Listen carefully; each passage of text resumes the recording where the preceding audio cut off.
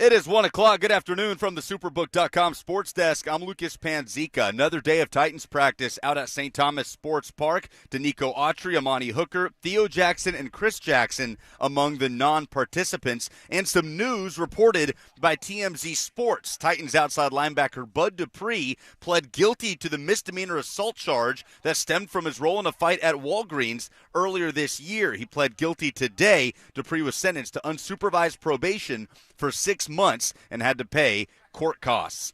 The AP poll is out as we are 2 weeks away from the start of the college football season. Bama taking the top spot with Ohio State, the number 2 team in the country, and Georgia, the defending national champs, in at 3. 6 SEC teams ranked. The Vols on the outside looking in at 26. And some big SEC news as longtime LSU quarterback Miles Brennan is reportedly walking away from football after being told he will not be the starter down in Baton Rouge. For all your foundation repair and waterproofing needs, visit USSTN.com. Breaking news at once on your home for the Titans and Vols. This is 104.5 The Zone. Thanks, Brett.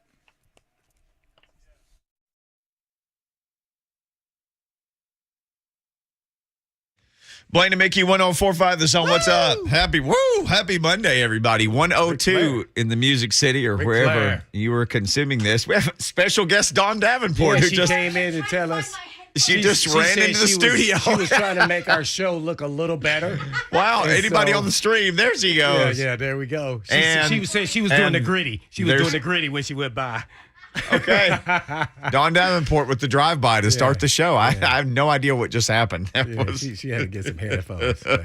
But, Nick Westbrook-Ikhine should be joining us here any minute. NWI. NWI. Not NWA. You know what? We need to ask him, is that okay? Because, I do it because it's easier. That's so Especially simple. if I start talking fast, I'll just stumble all up over his name. And I don't want to disrespect his name. But, yeah, man.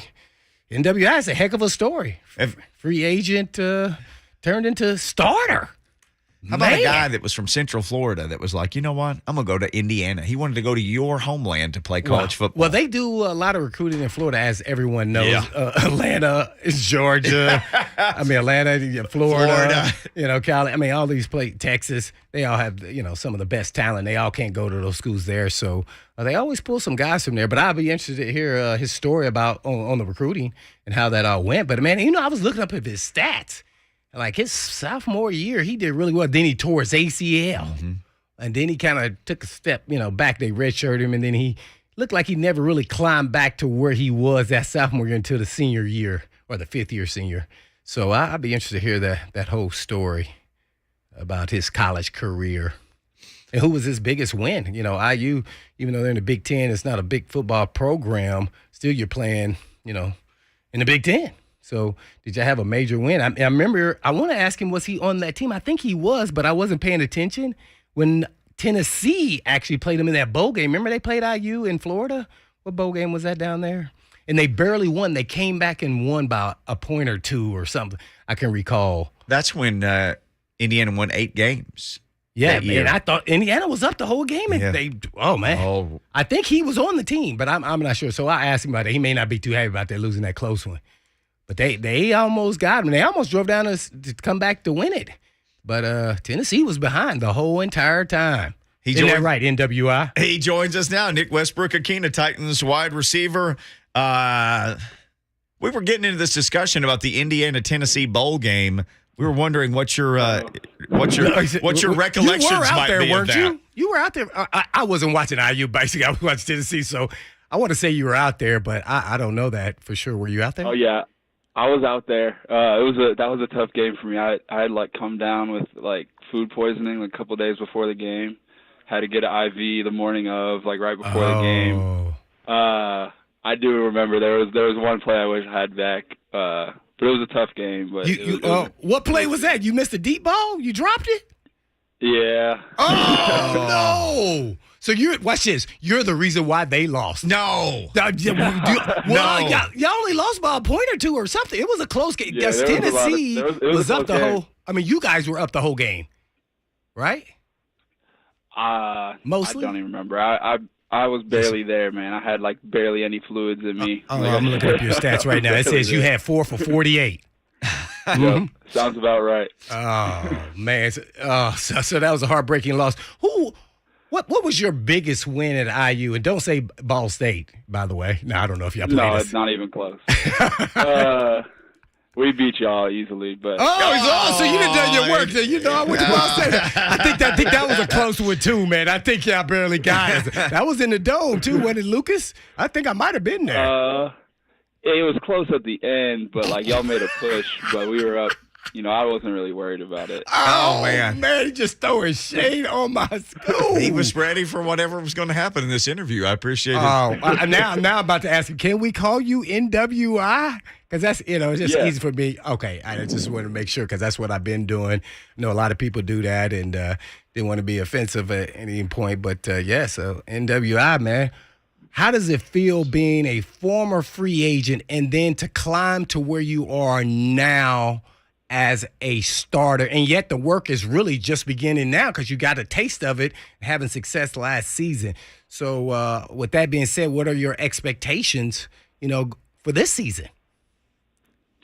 Trying to get paid. I just got to keep – that would be a nice little plus too. But I just got to keep building off of last year and, that was one thing, sitting down with Coach Moore, like he just said, like, you've been growing and growing, week by week since your rookie year, and I just got to keep doing that. And, there's added pressure feeling, being, one of the top guys now, but I just got to get used to that and keep making plays. What was like the first thing when you got respect from your teammates as a player? Was it a specific play, maybe even at practice? Or maybe even in the game that you did, and they were like, this guy, he's going to contribute and help us. Was there a time or a moment? I feel like it was probably like it was that first game against the Colts last year. Oh. I feel like I remember like I think AJ went down and Julio went down, or Julio went down, and, I had to play a lot of the game, and I was also still doing special teams because, that was also my role for that game. So I was having to, cover kicks and then go out there on offense. A couple third down conversions. That was my first touchdown too. And then I think I was able to make a couple plays on special teams as well. And I feel like that's when I felt at least respect, a little bit of respect gained from coaches and players. Well, I'm going to ask you one more thing. It's kind of, it could be a little different for you. Like who did you grow up loving as a wide receiver? And then who, now that you're in the league, like who do you think your game is modeled a little bit like and comparable about, your style? And did it change? Yeah, I remember growing up, like when I was real little, I was born in Minnesota, so I love watching Randy Moss. I had a Randy Moss jersey. Yep, I got Moss. Then as I was growing up through high school, I really liked AJ Green in college. And then when he, his rookie year and, his first few years with the Bengals. And then I feel like once I got to college, I really liked D-Hop. I would never say like I emulated their games. It was just like those are the guys I like looked up to and loved watching play. And still now I don't know. I'm not big on comparing myself. So I can't really think of anybody that's like, I model my game after them. Or you take bits and pieces from different guys? Yeah, I feel like, being here, I would take bits and pieces watching AJ practice, watching Julio practice last year. Even watching like some of the guys like Hump and Khalif my rookie year. And like I don't have the same skill set, but I can still learn things and little tips and tricks from them. And same now this year, like having Robert Woods has been huge because I feel like, I've learned a lot already from him being here. Well, I could tell you when I knew you had arrived is last year I slow-moed one of the games on your get-off the line of scrimmage, and you and Julio were right next to each other, and I don't know if he was hurt or wasn't. Your get-off was better than his. And I said, this is different. Whether he was hurt or was he was on the field, so don't nobody care about all that, as we know. And I was like, this big guy's getting off the line. So I want to just, your work that you done put in with Coach Moore, man, just congratulate you on all of that and continue to evolve and work on your game and continue to be the best at what you can be, that your God gifts has given to you and just keep up the good work, man. Appreciate it, man. NWI. I appreciate that. Yes, sir. Thank you. Hey, Nick, we know you've only got about a minute left. You got to get to, I don't know if it's a meeting or a lift or whatever. But 2 minutes. Oh, yeah. A special teams meeting because he's still making it happen on special teams. Mickey, man, you late. What is your confidence level like compared to the day you got here? I would say it's a lot higher than when I first got here. That's for sure. Everything was happening real fast for me. I feel like when I first got here, and it's definitely slowed down. And there's still ebbs and flows. I feel like that happens in training camp and practice. Right now I'm trying to get myself back in the positive feeling, just the right mindset. But still, confidence is definitely a lot higher. Just knowing that I know what to do, but also kind of feeling a little bit more confident about myself, my identity and who I am, and not just as a player, but as a person. All right, 30 seconds left. Rob Moore called you the poster child for doing everything right. How about that from your position coach? They're not supposed to say nice things like that, Nick. I like that one. That was nice. I'm going to have to give him so you must be bringing donuts and coffee in the morning, man. Cookies or something, yeah. That's right. He needs an edible arrangement or something. Hey, well, we're not going to let you go because I know Mickey's trying to let you go. We got to ask you, how did you go from Florida, Mickey's wanted to know this, to IU? I know they recruit a lot down there. It's a long way to go. It's a lot colder. What are your other options? I saw you had all these records in high school, so, obviously you were really good. But what were some of your other options? There wasn't really a ton of other options. I had Kentucky was my only SEC option. None of the really Florida schools other than UCF at the time, and they were winless. And I grew up, like I said, I was born in Minnesota, so I grew up a fan of Big Ten football. I liked the Badgers growing up, which is they didn't even throw the ball that much, but I just like watching them play. So that was really my only Big Ten offer, and yeah, just kind of had a good feeling once I took my visit there, and I'm definitely happy with that decision. Well, Nick, thank you for checking in with us. We know you're busy. Blaine has been talking about that play, that get off, for a long time, so he's brought it up multiple times on the show. You have a big fan here from your fellow Indiana. Yeah, he cut my cushion up quick, man, when I'm backpedaling, man. I wasn't that fast like that. All right, well, don't be late for your meeting, buddy. Good luck this week at practice and for the rest of the season. Thank you, sir. Nick Westbrook-Ikhine, just a quick jump in with us and jump out, like that. We at this time slot, so we got to get what we can, man. So we get in where we fit in. The only fitting that we have NWI though, because that's what he did. I'm gonna get in where I fit in. He ran down special teams, knocking people out. Julius Chestnut talked to the media. Maybe it was Saturday. All the days have run together, and somebody essentially asked him, if you're like, who's that? He's the running back that had the fumble, but then rebounded, had a nice game in preseason game number 1. He said, they told me when I came here that I could compete and that I could earn what I could earn. Well, wow. Nick Westbrook, come here. Nick Westbrook-Ikhine now. We knew him as Nick Westbrook in the beginning. This is a guy who I'm sure somebody told you can compete. Okay. He's competed his way onto valuable piece of this roster. Oh, yeah. Yeah. Well, I mean, right now he's the, 2. Right now. So that it's funny. He said that, adds a little bit of pressure now you're being the starter. So I'm interested to see how he performs under that kind of pressure. It's kind of a little easier, especially being where he came from, where there was no pressure and nobody expected anything. You're a late round, undrafted guy. And then all of a sudden now you become the guy.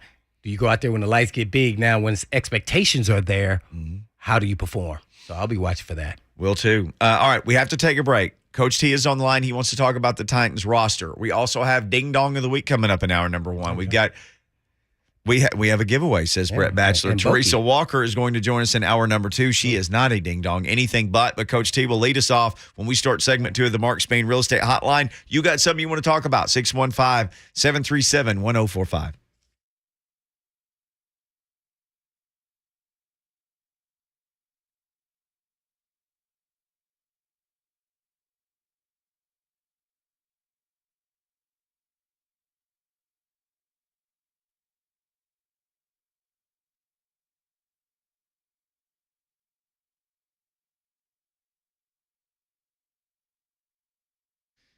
Talk about this all the time with my kids. You can make good decisions or bad decisions, right? Good decisions, bad decisions. Here's a good decision that you could make as an adult. You could call PAI if you're losing your hair. You could call PAI.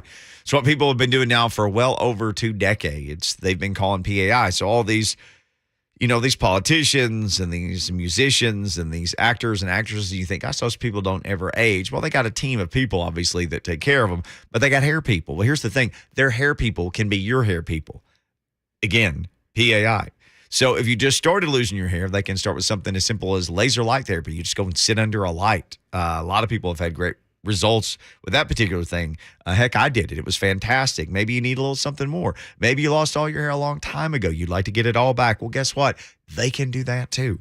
Wherever you are in your hair loss journey, the end of that journey is ending that journey at PAI. Go to WeGrowHair.com today or call them 615-376-6010. Call PAI today.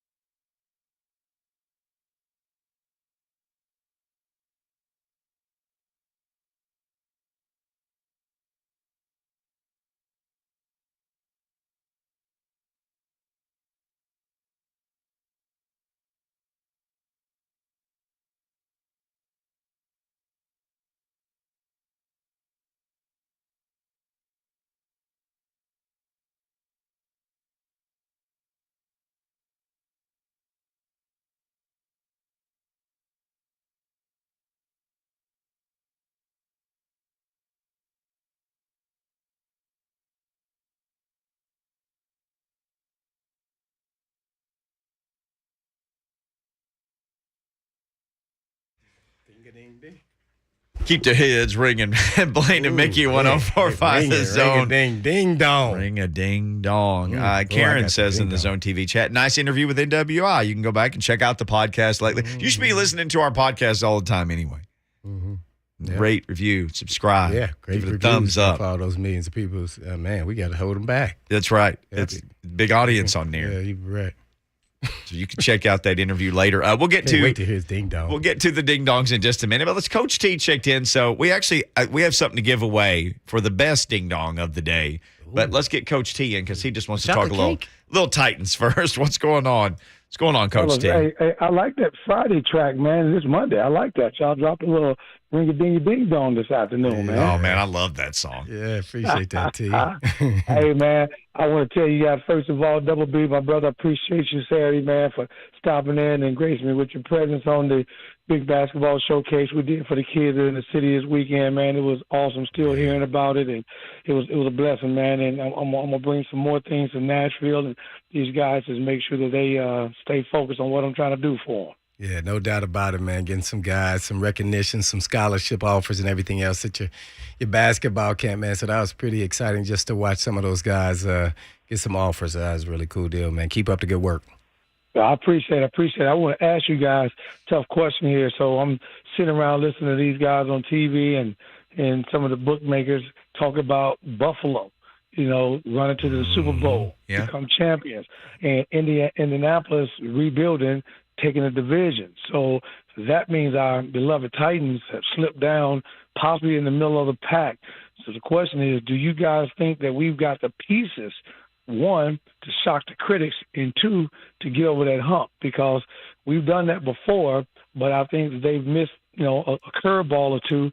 Or do you think that what the critics are saying, we're going to fall right where everybody thinks, in the middle of the pack? Thank you, Coach T. Appreciate the phone call. Really. And a lot of fans, get upset, because they keep having or slighting the Titans, and they're kind of the middle road. Well, we've seen them 16, 17. I mean, behind all the other teams, and I want to say bigger market teams in the AFC, which is the tougher division at this point in time.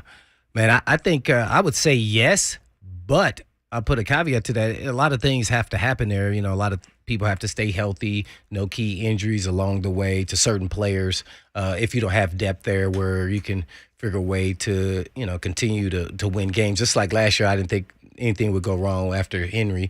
We didn't have Henry. He's a special talent, but we could still manage, and I believe that, and it did happen just based off the system that they run. But if we get behind and have to think we're going to get in a shootout, that's not the type of games we want to be in. So it'll be interesting to see how much our defense impacts our offense with our front four and the rotation. I think, I would say 7, and the rotation behind them is probably the strength of the team at this point in my mind, and that is the deepest.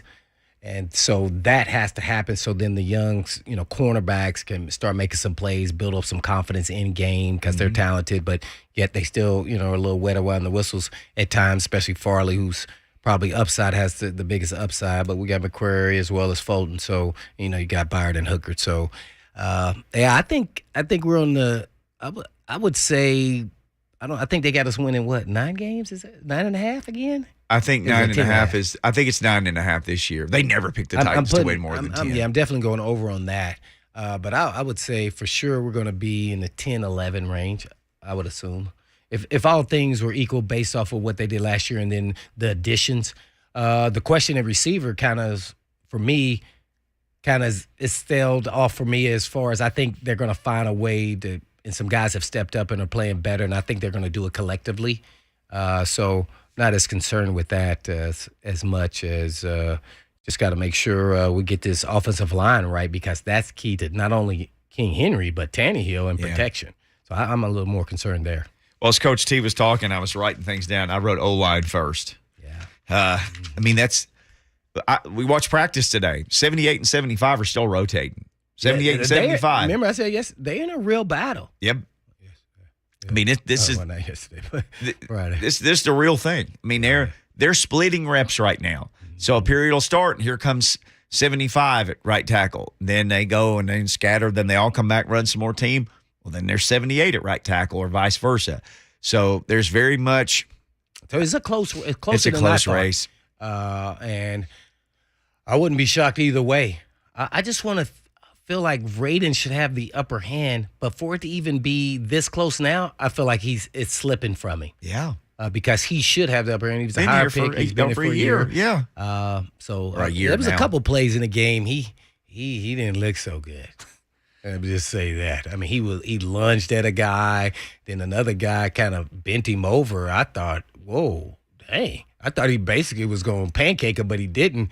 Raiders was pretty flexible. But you didn't. After that, I didn't thought need to know that, though. Right. Like, he didn't need to get bent that way. Right. Yeah. But after that, I felt like, those plays that I did see that were negative plays, I thought he did a solid job after that. And I really didn't see any horrible plays like that on some of the lunging and anything like that by Petit Frere.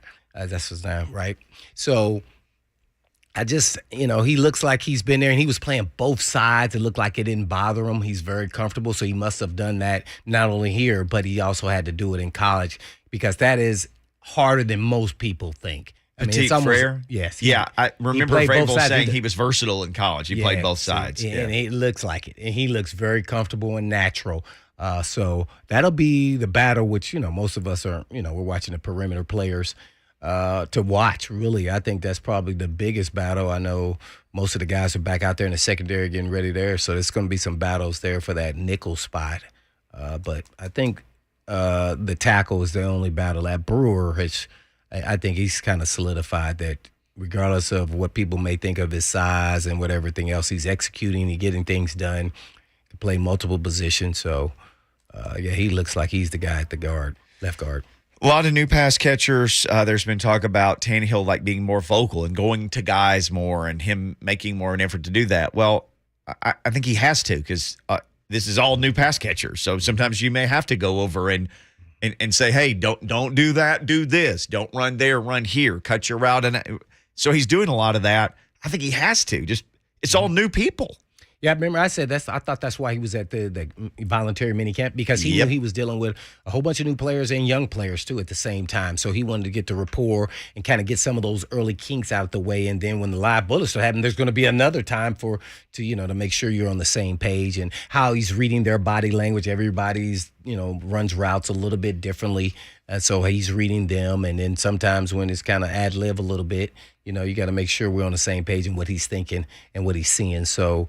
Yeah, I like Tannehill's leadership ability. He's not a quiet guy. He's a guy that he's not a yeller, but he's a guy who, he talks to you and talks through. And maybe sometimes if he's told you something the same time, twice, then maybe hey, we can't do that now. I already said that to you before, right? So I like the way he goes about his business. So let's just see. He still didn't today. He hadn't thrown. He's only got 2 picks in practice, right?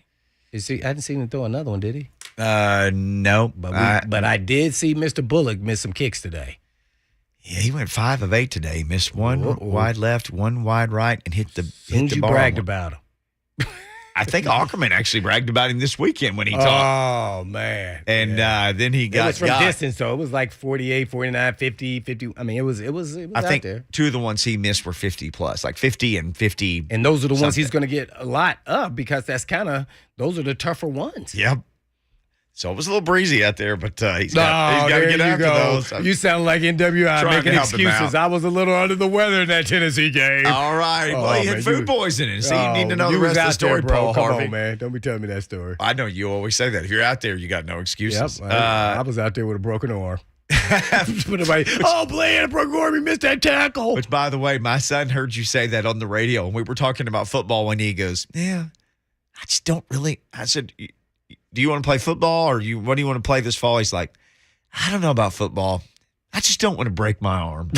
Like if you play football like Blaine, your arm's getting broken. He's 100% sure. Wait a minute. I played like 30 years before that happened.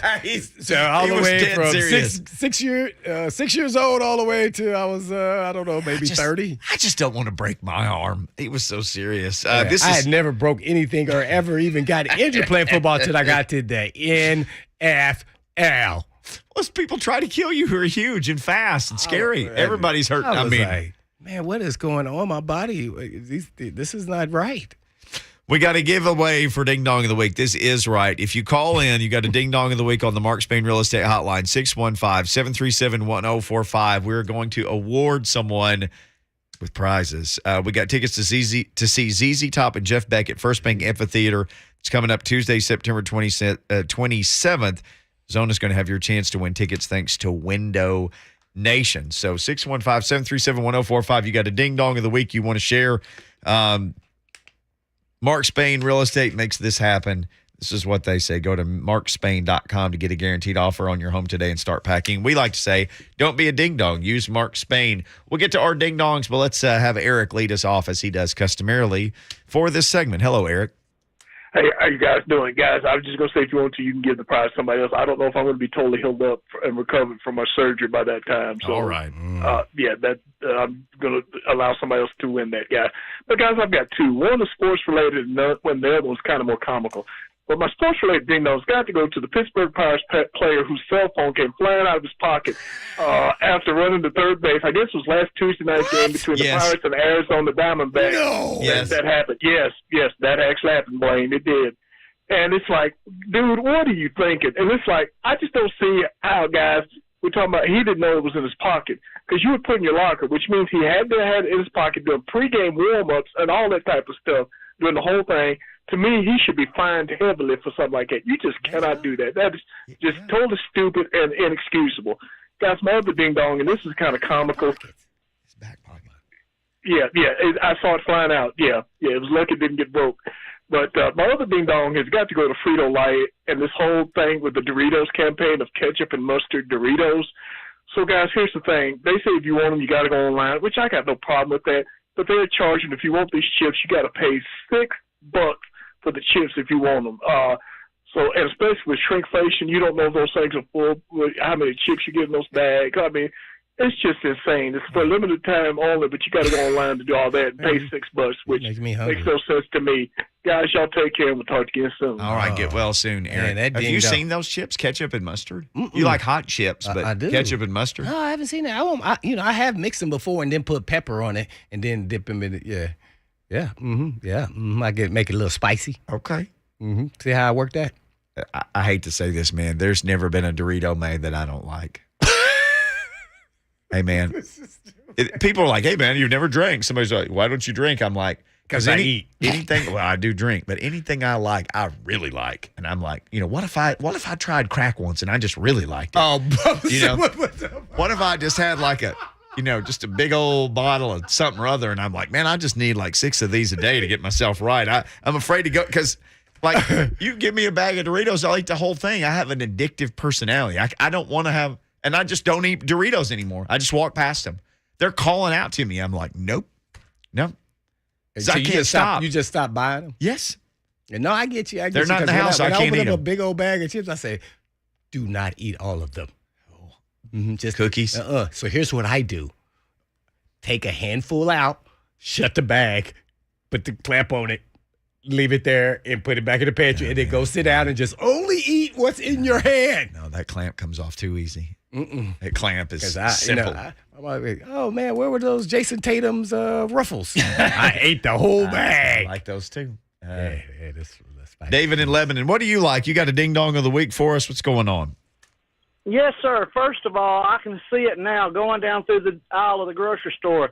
Crack-flavored Doritos. Nacho hallucinatory flavor. Oh, man. I love cheese Doritos. But my ding-dong gone wrong is a baseball player, Tatis Jr. What the hell is he doing? I mean, my goodness. You've got the world in your hands. Seriously, you've been hired to make everybody happy in San Diego. And I was taking something for a ringworm. Ding dong dong. That is the ding dong of the week. He was do you think they knew? A ring dong. Do you think they knew that's why they traded for Soto?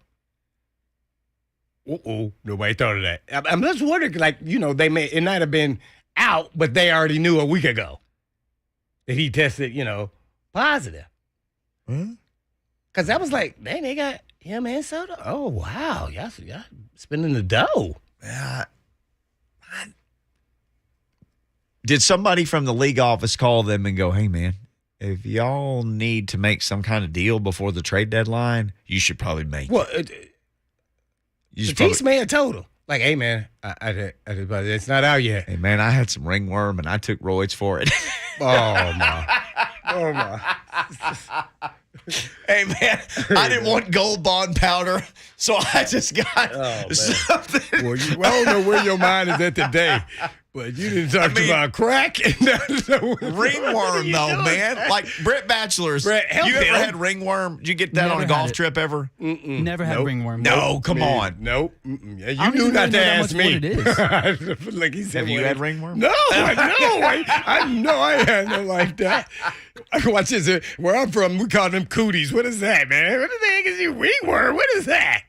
You got something. Is that contagious? Like, get away from me. 615-737-1045 if you want to sneak a ding dong into this segment. All right. You're not going to explain that to us? What's that? Wingworm, what is that? Here, let's. Okay. I'll read you the definition. Oh, okay. I mean, I'll see what it says. Meanwhile, while you're looking up the definition, I'll give you my ding dong. You're going to look up your ding dong? Yeah, bro, I'm going to look up my ding dong because it's right here in front of me. Chicago Bears, the field crew. I think it's like their park people who run their field for the Chicago Bears in their stadium for that horrendous field conditions. I've been involved in at least one of those kind of incidents, more on a turf level, but man, we got to do better. And then for the league for even approving it, and they kind of got stuck in a spot where they had no choice, but you could always say no and move the game. But if they would have been notified a little sooner, I think they had a concert the day before or something like that, or a couple days before. So that's my ding dong. Come on, Bears. Come on, Soldier Field. Ringworm is caused by a fungal infection. It's usually an itchy circular rash. That's what it says. Does not sound pleasant at all. Oh, Brett, he ringworm act like symptoms. he never had it. I've never. Man, fungus? What? What is a fungi? I knew a guy who played minor league baseball, and he said they stayed in such bad hotels that he wouldn't get in the bed, that he would just like take the towels from the bathroom and spread them out on the comforter and then just lay on top of the towels from the bathroom on top of the comforter of the bed. And he got like ringworm from the bed he stayed in the hotel. Oh, that's what's that stuff they use to get in the mattresses? They call it bed bugs. Yeah, I bet you that's what happened. Yep. Mm-hmm. I think it got so bad he missed some games. Oh, it got him. Oh man, I feel bad. I remember somebody telling me a story about that happened to them. I was like, whoa. I was thinking ringworm. It says like people get it on their scalp. I was thinking something else. I was thinking more something lower. I was there. I was right there with you. He said lower. Let's just say like below the belt. I thought it affected more that. Maybe even around back, so to speak. What are we doing? We'll come back with more ding dong. What happened, man? We're no longer going to weekend practices.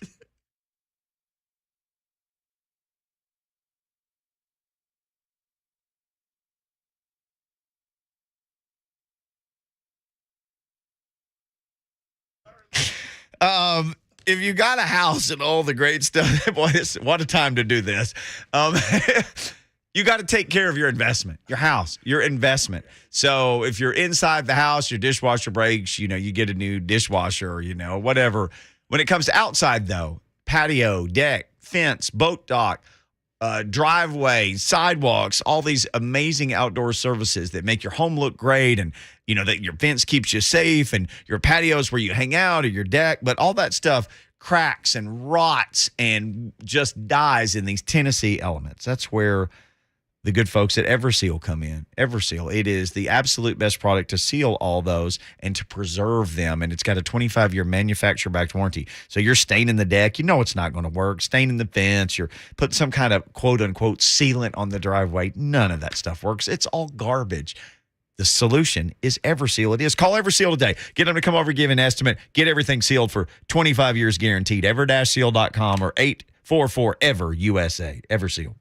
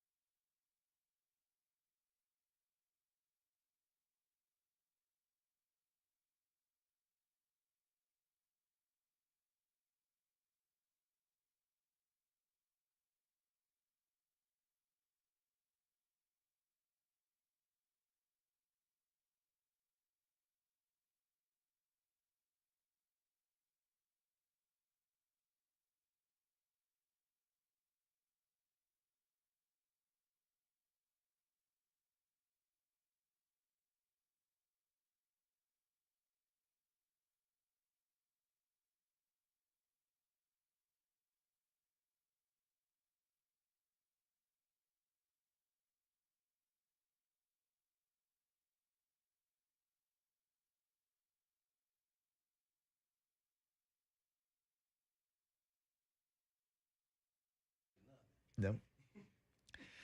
Blaine and Mickey 1045 The Zone. Finishing up Ding Dong of the Week. We do have tickets on the line for Jeff Beck and ZZ Top 615-737-1045.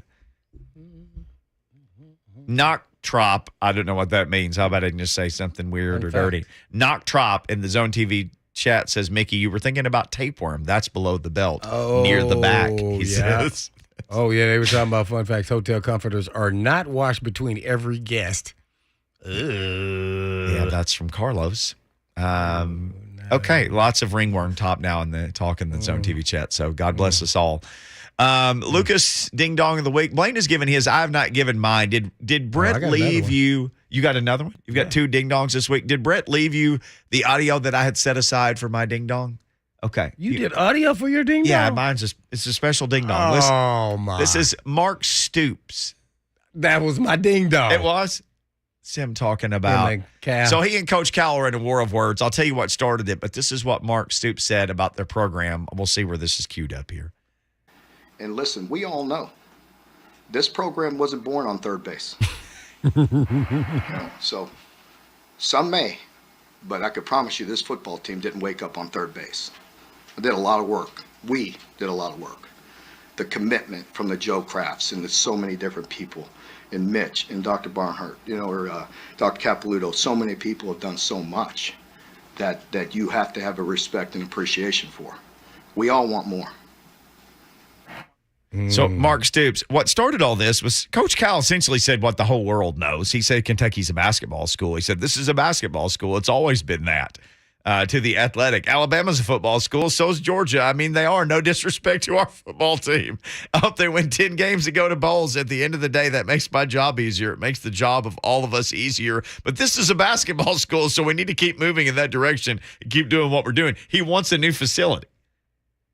Basketball arena or practice facility? Practice facility. Oh, okay. And this all came about because I think the football team is getting something new, right? $200 million worth or something. Yeah, they're getting some stuff. Some new stands or I forgot what it There's was. been some. Lucas, is this right? They've done improvements at Kroger Field, but I think they're also getting.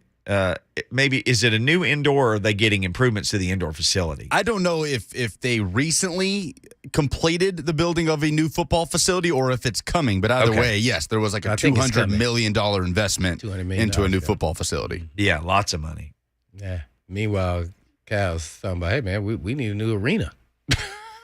They ain't never going to get a new arena. The Rupp Arena is they do things with it all the time, but that thing will never. Yeah.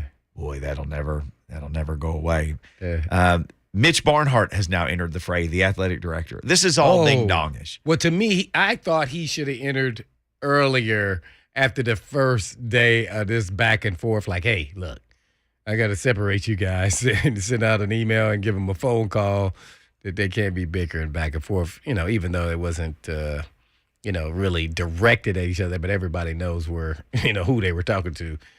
So, yeah, I think he kind of should have entered in. What did he say? Just a whole lot of stuff. Apparently had a long press conference. I'm not real thrilled with where we are. The grown-ups are going to have to figure it out, be a little better. I think sometimes you get a little success. You can be entitled. We're going to make sure we're not entitled. We will not be an entitled department. We will be grateful for what we've got. You can either join me in the journey. I'll skip ahead. You can either join me in the journey and we'll have some fun and get there, or you don't. I mean, Stoops and Calipari. You can either join me or not. Neither one of them is going anywhere. You can't. I mean, all Stoops needed to say was, man, all we got to do is just make sure we beat St. Pete. I would have dropped the mic and laughed. Well, what they say, 4 straight postseason wins. I think. I mean, they've taken some shots in this deal. He's taken some shots, and Cal, I guess, had spoken. They're playing in one of those.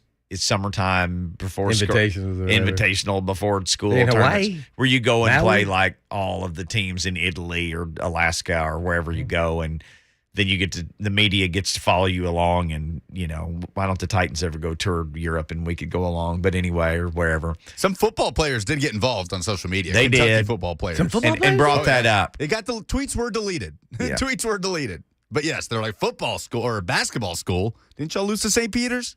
Wasn't that you guys? See, I knew because that's the big joke. Because that man, if he wasn't at Kentucky or he wasn't Cal, I mean, people are like, hey, that cannot happen again, ever again. There are, as an athletic director, I think sometimes you got to know when to talk and when not to talk. And honestly, I would have just called him. I would have just. Yeah, I would have called. I wouldn't have come out and said all the stuff he said, because then that just takes the flame and blows. It just blows air into the fire. So and now you're making both of them look bad, and you're saying you can either take the journey with me or not. Well, you're not going to fire either one of those guys. You got Coach Cal, and Mark Stoops has been the absolute perfect football coach there. Man. I mean, he's right. It wasn't built on third base. They built that program. But you pull them both in, and I might even pull them in the room at the same time. Like, hey, man, my office, Monday morning, whatever time you name the time. I know they're in football camp, so whatever works. But my office, and we're going to talk it out.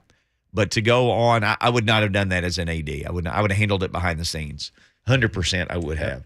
And then the next time I spoke somewhere and somebody asked me about it, I would have just said, you know what, we got two really competitive coaches, and those two guys and me have had a really nice talk, and we'll just leave it at that. Well, I would have said that exactly, but I would have hoped a new news cycle would have came on. People would have forgotten, moved on. Well, and they would have if he doesn't fan the flames. Well, Barnhart took a shot at the media, too. Right, media making stories out of things. Blaming the media for it, like Calipari didn't, say all these words. It's like Jimbo Fisher. Calipari said it all. It was like Jimbo SEC Media Days when he said, the Saban thing, the media, nothing's private anymore. Right. It's like, dude, you called the press conference. Yeah, and I know A&M fans loved seeing Jimbo do that. By the way, AP poll is out. They're, 6? Texas A&M? Yeah, they're the number 6 team in the country. They're the number 6 team in the country, Texas A&M. Yep. That's why I said preseason. Right ahead of Michigan. Yeah. Who's a quarterback for A&M? Shrugs. Hey, man, they were 8-4 last year with a lot of guys back and the quarterback back and everything else. And 6? Yeah, they did get banged up last year, and Haynes King went down. Zach Calzada had to step in, who led them to the win against Bama. Yep. Calzada's now at Auburn. So you've got Haynes King competing with Max Johnson, the former LSU quarterback, with a blue chip kind of just waiting in the wings there. But I think most people believe that will be Haynes King's job. All right. Haynes King. Hour number 1 is up. Hour number 2 coming up. Teresa Walker in about 25 minutes. You can hit us up on Twitter if you want to, or Zone TV chat if you want to add one final ding-dong to the ding-dong of the week. And both are out at practice today. We'll give you some headlines from that and more next on Blaine and Mickey.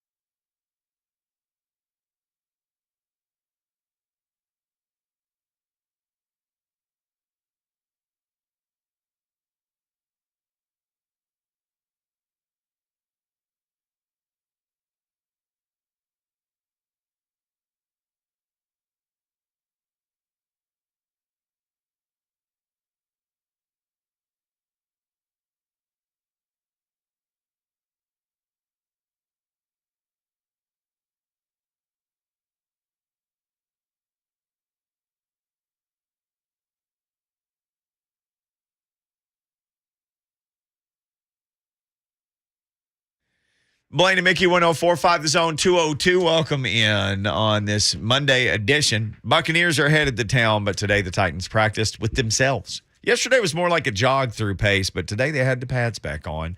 Yeah, get another double dose of it. Boy, they got down and dirty some today. Lots of team periods. Had a run period early in team, and I will say this because I guess there were some people out there. Derrick Henry took a couple of snaps. Like a run only. Nobody else but lines, just lines. Right, yeah, it's called a 907. And so no receivers, no linebackers, but the line against the line. Derrick Henry took a couple of snaps in a period where people hit each other. That's not anything we'd been seeing him do. So they're ramping him up for contact is the way that I would see that as he continues to get ready. There's a picture of him that I posted. He was signing a shoe or something. He had signed a few autographs one day, and multiple people said, "Oh my gosh, he looks even bigger." Oh, he did look bigger. Them guns, boy, them guns look like they about to pull out. They was like pterodactyl arms. They're gonna be giving out them straight arms. I feel like somebody put some air in his guns. They look like legs. His arms. His arms look like legs. Yeah, they're huge. Man, they look. Wow, man, I've never seen them look that big. Like it doesn't even look right. Yeah, think like Popeye. That's what his arms look like. I honestly, I don't remember him looking like Popeye last year. You remember that? I just remember him always being big. Well, he's big, but I wondered though, would he change? Because the videos we saw of him in the offseason this year were like he's running up a hill and somebody's chasing him, but not like him on an exercise ball with a huge chain around his neck and plates on his back. I still saw that. I just wondered, would he change himself maybe in a different way? Would there be like, I'm going to get a little less weight, or I'm going to redistribute some things? Your arms getting bigger, not getting a little less weight. No, he looks huge. Boy, those the arms look like Popeye the Sailor Man, boop boop, because those things are poofed up. Man, I've watched him really closely, but ooh, that is a little scary, but. I can't wait to see him, in live action. We won't see that till probably, Giants. We'll get a chance to talk about practice. We will. You were out last week battling a little something, and you never got a chance to talk about this, something that we have teased, and we have said we were going to talk about it forever, the idea of Derrick Henry playing in the preseason. Oh, yeah. And that's something you've got thoughts about, and we haven't gotten a chance for you and me to talk about this. Yeah, I saw the other day the Colts ruled Taylor, their running back, out for the whole entire preseason. They've already done that. So it's kind of like the going rate, and he's only going on year 3, right? 3 or 4? 3. Somewhere like that. So I was like, well, Derrick Henry probably won't play. But for me personally, if I was the head coach, I would prefer all my guys, and you could say for what it's worth, even starting quarterback, is I want him to be in rhythm, even if it's about 2 series. And, Derrick Henry being the running back doesn't mean he's going to get the ball every time. He may not even be out there every single play. I just want to make sure we get some rust off, as well as Henry's coming off an injury. Want to make sure that he feels comfortable and everything else. But, they're watching him at practice, so they may have a better feel for that than I do. But, I think it's just my old school mentality and still trying to adjust to this new normal of the NFL, and that is, not playing guys really at all in preseason. Me personally, if I was playing today, I would feel like I'd have to play before the preseason. I got to play. And I know they're doing the scrimmages, so I'm even putting that in account because that does count to a certain extent. Mm-hmm. Getting some reps and getting the rust off, I would have to play a quarter or 2 for me. For me personally, just to get back into the groove. And that's why I didn't say for me, I said for me, because the running back, I would probably say a 2 or 3 series.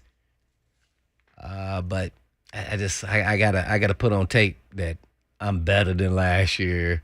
My keys and reads, I just gotta be making sure. Also, I want to see myself to make sure I'm on top of my game come week 1. Which game would you have wanted to play in since there's not 4 anymore? 1 or 2? Because I don't think you want to play in 3. That's like the last roundup of dudes trying to cement a spot somewhere. How are the cuts set up? They cut 5 this week, so right. they'll cut from 9 to 85. Honestly, I think they then cut 5 more the next week. And then next Tuesday it's to 80 and then 53. So then they cut from 80 to 53 after the third game. Yeah, I would probably want the third game. I want to. There's a part of me, and I know it's different. I still want to come out at a halftime. Yeah. Because you want to go through what you're going through in an actual game. You want to go through the adjustments. You want to come back, reboot, and see where your legs are at. Because that first game, even in the regular season, if you don't play any preseason, there's an adrenaline rush that you can't control that happens, and you feel winded out there. It takes over you. And I want to get that out the way in preseason.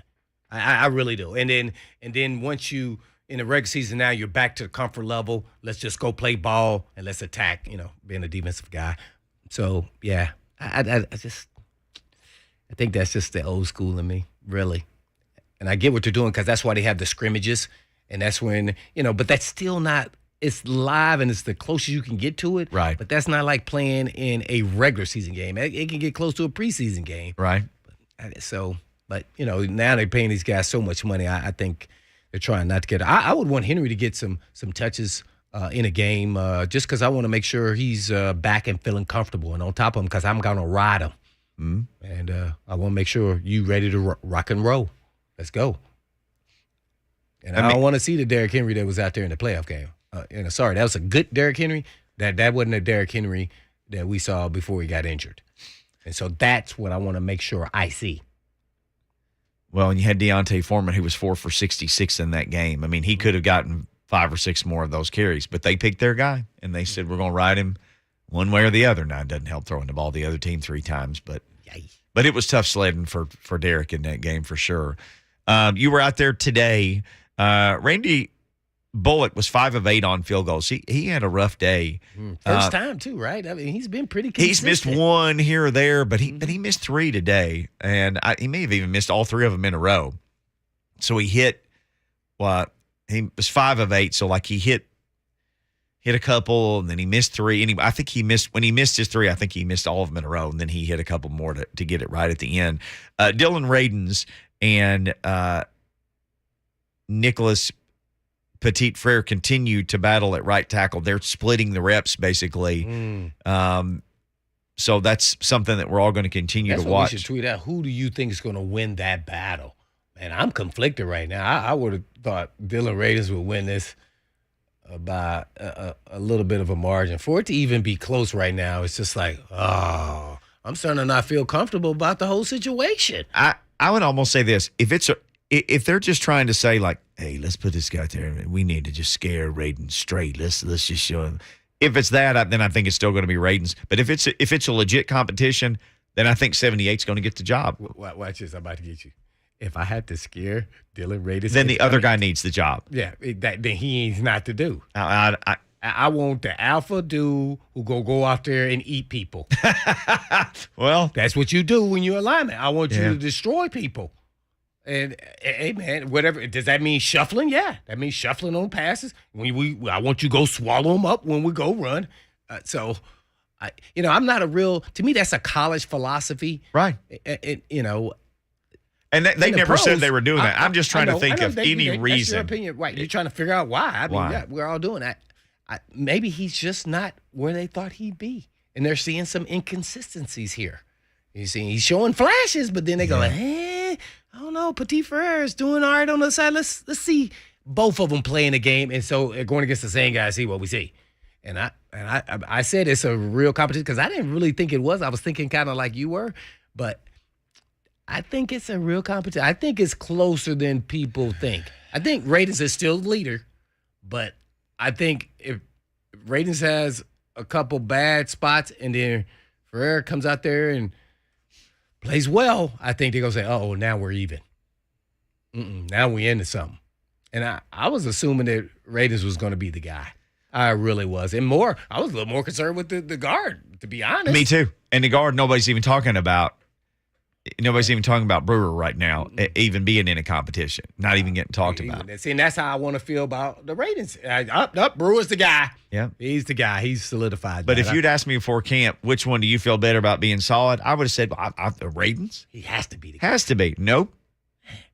He's not. No. They're splitting reps.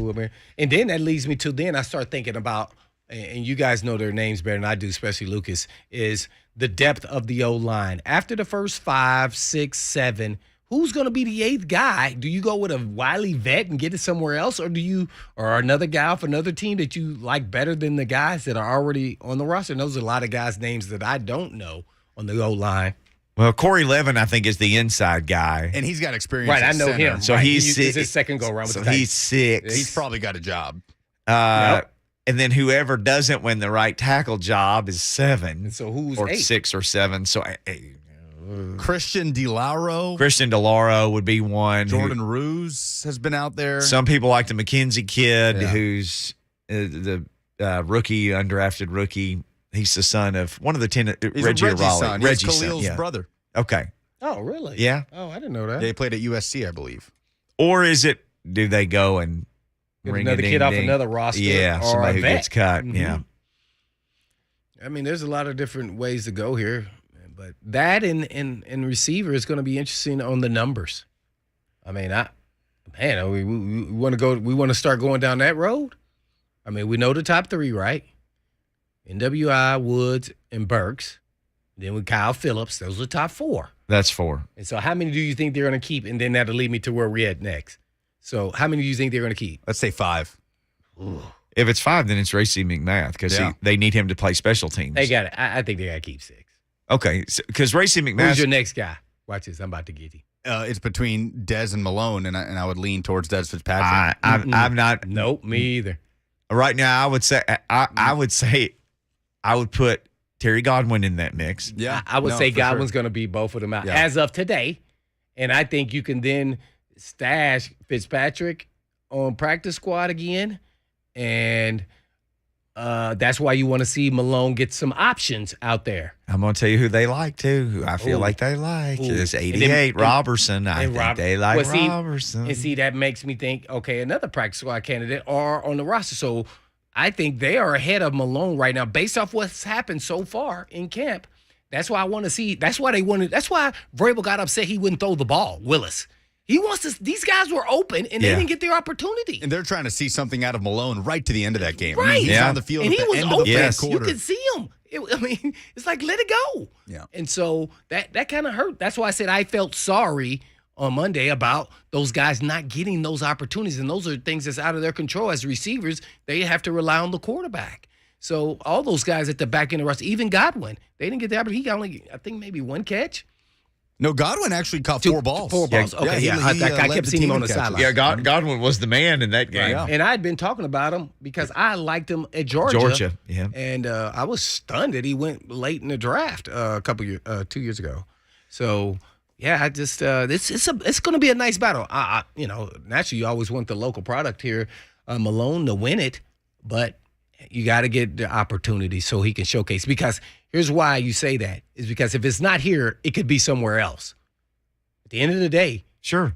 Oh, you're auditioning for everybody right now. Yeah. Oh, yeah. Yeah, man. So I like the way this competition has kind of grown into what it is, and everybody's going to start rising with opportunities. As Fitzpatrick, I think, had a great practice yesterday.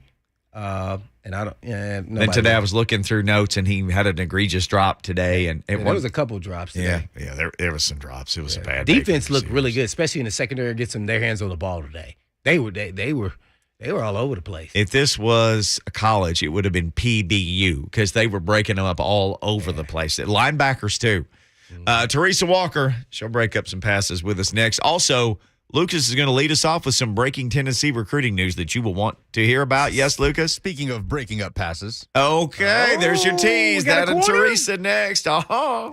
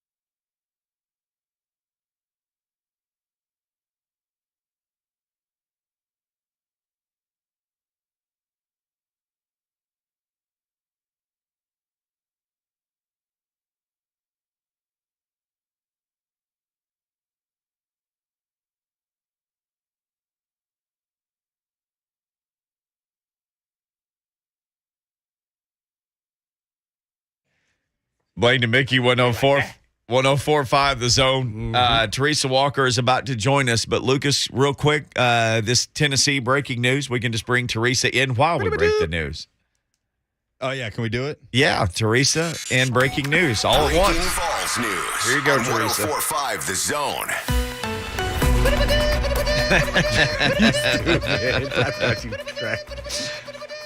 Tennessee secures a commitment from a blue-chip corner in four-star Jordan Matthews, a top 15 corner in the class of 2023, according to 247 Sports. Many projected he was going to end up going to Texas, but at the last second, he switches gears and commits to Tennessee. He's from Baton Rouge, so the Vols go into Louisiana and get somebody out of LSU's backyard. 6 foot, 165 pounds. Jordan Matthews commits to Tennessee. Oh, that's a nice get there, Louisiana. He didn't want to go to LSU. Nice. Boy, right in their backyard. Yeesh. Teresa Walker calls. Maybe she's in her backyard. She checks in with us now. The Associated Press Hall of Famer. Miss T, how are you doing today? I am good. How are you doing? Hey, you're a foodie like me, so this young man is coming from Baton Rouge. If he called you and said, Teresa, I'm going to drive through Nashville on the way to my next visit to Knoxville, I can bring you one Cajun food choice, what would that be? Oh, it would probably be some etouffee. Oh, really? I like that. I'm more red beans and rice is my first choice. I can't not have that. Watch this. I'm about to get you. I would be like, hey, man, skip that. Go straight to the beignets. Well, that too. Yeah, he's going to ask us where to go get some, yeah. Blaine, now, if he brought me a batch of the mix, the problem is by the time he drove through here, those beignets would be a little cold, and they're best when they're hot. Yes, now, you're right. I can eat my weight worth in beignets when they're fresh from Cafe Du Monde. I'm just saying. Oh, you're absolutely on point on that, no doubt. Hey, Teresa, I wanted to write this down the right way. Make sure I phrase the question. What is something you think right now that you didn't think at the start of camp? That is good. That is really good. Let me think. Maybe I'm impressed by the development of Racey McMath, for sure. Kind of expected Traylon Burks to do what he's done, which is practice day in, day out. And seeing the physical play that we've seen out of him. But Racey McMath has really taken a step, particularly maybe over the last 2 weeks. Today was a bit of a rough day for him and the rest of the offense at practice. But, he's a guy that, you kind of forget. Not only is he a big guy, he's got size and everything, but he was timed at doing a 4.3 in the 40, so he's fast. I've had somebody say, well, who's going to be the deep threat on this team? Who's going to be the deep threat? Well, guess what? It absolutely could be Racey McMath. And the advantage over, a couple of years ago when it was Khalif Raymond is he's got size. Yeah, he's at least 2 Khalif Raymonds. No offense to Khalif Raymond, but, he makes at least 2 of him. Teresa Walker, the Hall of Famer, covering the Titans, and so much more joins us now to talk Titans. Well, T, man, it seems like we have 2 huge battles on our hands, and that is with the offensive tackle and Radens and Petit Frere, and as well as the backup quarterback. What are your thoughts on what you've seen thus far at this point after one preseason game and some practices from those 2 battles? Well, I'll just say this.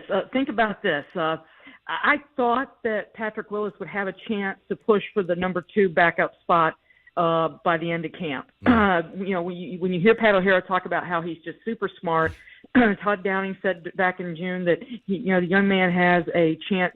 He doesn't seem to make the same mistake twice, and so those are some very good points to help somebody come back and build through a rookie camp. Right now, we're going to need to see. The big lesson that he hopefully took from Thursday night was when there are chances to throw the ball down the field. Throw the ball down the field. It's nice that you can go get 17 yards with your legs, go run the touchdown, but use your teammates and guys are open in the NFL that maybe weren't open in college. So that's what these guys get paid to do as well. So that is one big thing for him. But he just day in, day out, it's been fun to watch this young man's growth from rookie minicamp when some of his balls were sailing on him to where he's now starting to dial it in and seems to be getting a little closer to – and he's got an arm. You watch him. It's like he's got some zip on the ball, and that is a big difference from Logan Woodside. Logan Woodside, he'll get the ball there, but there's a visible difference. Blaine, you've been out there. I don't know if you agree on that, but and then on the back. And that does make a difference because when you can get the ball there with a little bit more zip, you put your receiver in position to maybe catch and run in a better fashion than if they have to hold up and wait maybe even a fraction of a second for the ball. And then on the right tackle, I'm impressed with how, the rookie Nicholas Petit-Frere, yes, he played at Ohio State. And Dylan Radins played in the FCS at North Dakota State. But Radins has been here for a year and a half essentially now, and he's been working. He had a start against the 49ers last December. Kind of thought that this was going to be Dylan Radins' job, but, they're rotating. And they're rotating drill to drill and trying to even everything up to make that decision. I asked Mike Vrabel about that process and how much the joint practices will help. And and he said there's no timetable. They're gonna keep competing. But the fact that the rookie has caught up to Radins so quickly to turn this into a competition, that's rather impressive. Well, I'm looking at these two former draft picks, and I'm like, man, these guys need to turn it up. Desperation time is right now. Push the button, and that is Murchison and Fitzpatrick. I mean, what are your thoughts on where they're at right now?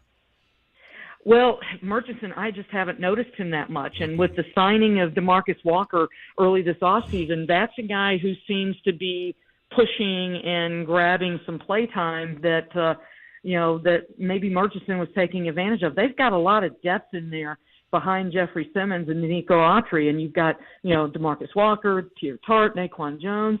It's competitive in there, and I'll just say this: I haven't noticed Murchison much this camp. So, yeah, he's having to push hard. And Des Fitzpatrick, one moment he'll make a great catch, and then he follows up with one that goes through his hands, and you kind of hear him yelling at himself today at practice.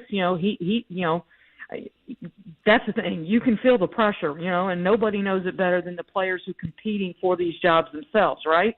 So, Des has looked great at times, but there's still just too much, roller coaster inconsistency. When the ball's hitting you in the hands, that's a catch you've got to make. And, that's the challenge for him right now.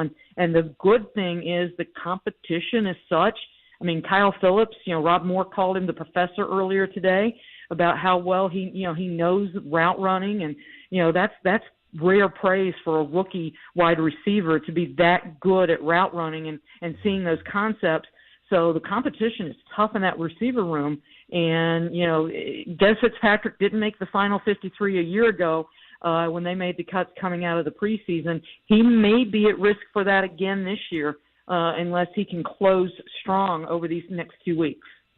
Lastly, with a crowded backfield, Mickey's, training camp crush is Mr. Julius Chestnut. Yes, sir. And he looked really good. I said, well, man, if he does that again, he may make the roster. Where do you think he fits in on this roster if he has a shot, or even if it's practice squad? Well, I like him too. I mean, you see that run that he had the other night and bouncing back after that fumble. And, he's been getting some work with the first team offense. Derrick Henry is on the plan that he's been on the last 2-3 years, where it's like, go work in the sand pit, go, maybe catch some balls, be ready. But, they're, it's the Derrick Henry plan. We know what he can do on the field. He doesn't have to prove it in practice. So that's giving Julius Chestnut more opportunity, which is very, very impressive. He's taking those chances. And yet, you got Dontrell Hilliard. It's going to be some. And this is a sign. This is the key for the Tennessee Titans. So fans, pay attention. This means that they're going to be making some tough decisions. Yeah. And when you're making tough decisions, you're going to see some of these guys not make it through waivers. They're going to get picked up by somebody, and you're going to see them somewhere else at some point because they're getting some good play. They're playing well. I mean, I've found myself like, where did Julius Chestnut come from? Wait a minute. He's making you pay attention, and that's the challenge. And for a team coming off a 12-5 year number one seed, that's a good thing. Everybody's having to earn jobs. And that's what makes you better and helps prevent against any complacency that might have been possible. There you have it from Hall of Fame writer Teresa Walker. So, Teresa, you've gotten a little bit into some of those battles, but I'll ask you, this team's going to – I don't know how in the world this team's not going to have 3 quarterbacks this year, which is not something that we're used to seeing. The old phrase, rob Peter to pay Paul. What position are you going to rob a spot from to keep a third quarterback? That's the great question because, maybe you've got Derrick Henry. So do you go lighter at running back? But as we just talked, there's so many options there and good options. So, you would think, well, I need to keep 4. And then let's not forget Torrey Carter at fullback. They're keeping him. So, that's 5 right there at that position. Do you go 5 wide receivers? Well, last year, we remember how deep they had to go into the pantry in the New England game to staff the position of wide receiver. So 6 sure seems like is something you should keep. Guys, I'm glad I'm not John Robinson and Mike Vrabel because this year, if we were doing our old Rostermeister contest, this is going to be a really tough roster to final, for that final 53, which will be final 2 weeks from tomorrow. It's going to be a tough one. Would you play Tannehill in the preseason? After seeing one of the Eagles quarterbacks take a hit to the helmet after he was out of bounds last week in a preseason game? Yeah, Jalen Hurts. Yeah. That guy should be a ding dog. That guy had no business doing that. He was already out of bounds. He was in the white, and you hit him, and you hit him in the head. It's like, hello, where did I don't even know where the player was from, but it's like, the whole signs from the NFL, the coaching, everything has been trying to get the hits to the head out of the way, and it's like that's like a throwback to the '80s when there was headhunting going on. So and then you've got Zach Wilson having some surgery on his knee. And for a team that went through, we all remember 91 players last year, it just, why do it? But then on the other hand, you've got all these new faces. I'll just say this, the fact they have 2 joint practices this year, not just 1, but 2, I won't be surprised if we see Patrick Willis, start one of these games and maybe they give Logan Woodside a start just to help finalize their thoughts on the number 2 job. Malik Willis, yes, ma'am. Teresa Walker, our guest, the AP Hall of Famer. Well, Teresa, it saddened me to say this, but is our man Brett Kern in trouble? Mr. Stonehouse's leg is a rocket. It's a competition there. He did travel. He traveled to the game. He traveled. He played well too. He played well. He had one touchback, but then he had another ball that was really nice in position close to the sideline. You never want to punt the ball in the middle of the field because you want to use that sideline as an extra tackler. And, today he was holding for Randy Bullock. Bullock goes 5 of 8 on field goals. It was tough to see, okay, on that whole thing, I wish I could go to the tape on this, was that the holder, the rookie, John Robinson. That's a good call right there, T, right there. Mm-hmm. So, John Robinson's watching that whole thing closely, and I'm sure they'll study it. Was it the rookie and how he was holding? Was it the kicker? Craig Aukerman told us yesterday that Bullock had missed maybe 3 kicks all at camp, and then he misses 3 today, and one of them was a stoink off the right upright. So, was that the rookie? But, because guess what? Brett Kern, one of the things he does really, really well is hold for field goals and extra points, a very key part of the game for a team that has had adventures at kicker the last 2-3 years. Yeah, and right now there are no adventures, at least as of today. So that was a good call on the whole because we did notice he missed some field goals today, 3, and I thought he had missed 3 the whole camp. But what has been your assessment of Burks? I know the coach has talked about a little bit of his inconsistency in the game, but what did you see to this point altogether with all his practices and even the game? He is a big physical receiver, and he can really use his hands well. Jimmy Wyatt caught him on one of the drills this morning making a one-handed catch. So it's like this is a guy who is as advertised, but again, he is a rookie. And he's playing catch up here in this preseason and training camp. So it's going to be interesting. But I like what I see. I mean, one catch that still sticks out in my head was early in camp. Roger McCreary's draped all over him, and he uses his length and his arms to get the catch, bring the ball in, and got the knee down so that it was inbounds and would count.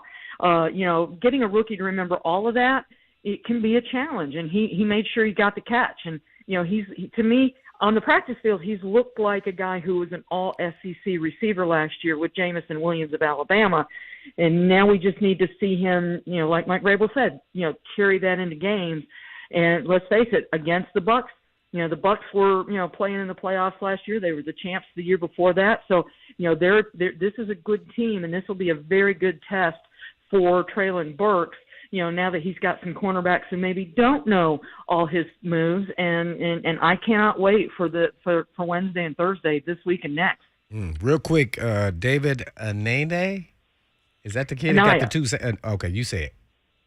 I think it's David Anaya. Anaya, okay. Oh, Anene, the guy from Houston. Yeah, the guy got 2 sacks. You think it's a possibility? I mean, even if he gets no more sacks, that he can make the roster or a practice squad?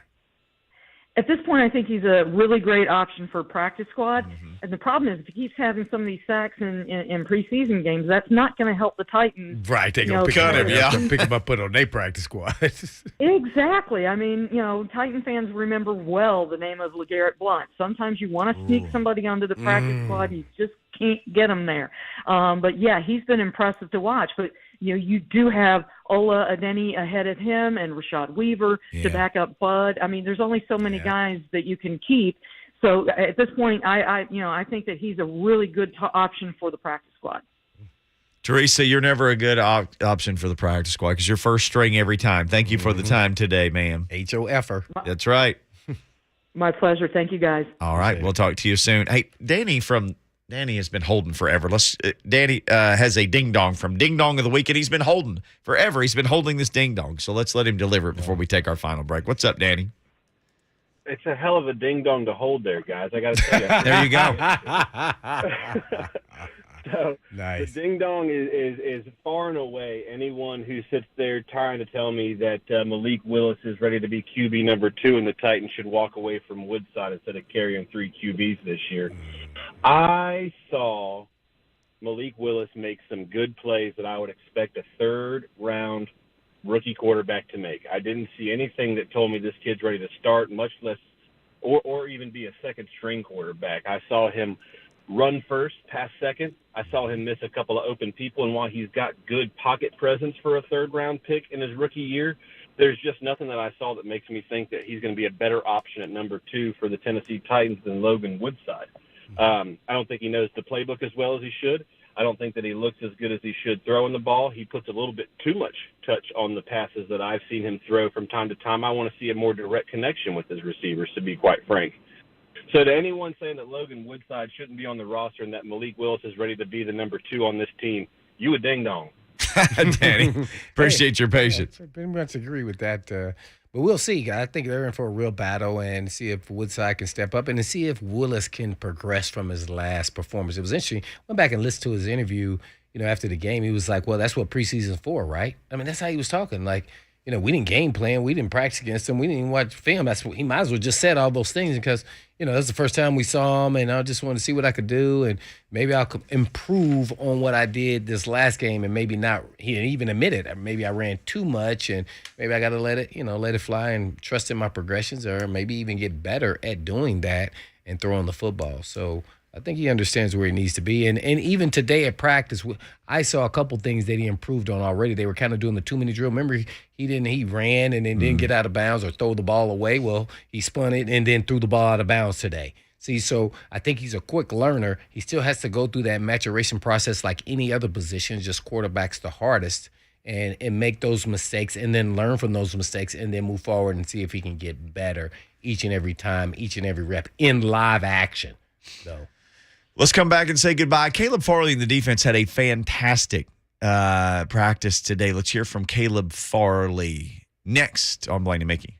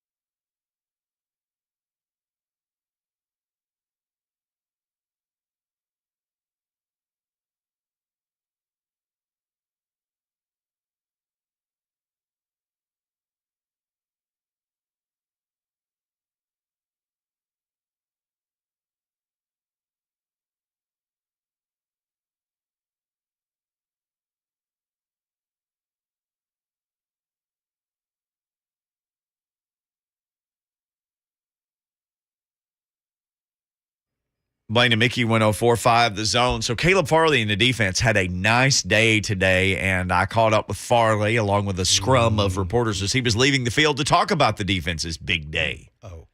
Yeah, I feel like we played fast today and, did our assignments. Everybody played as a group, and good things happened.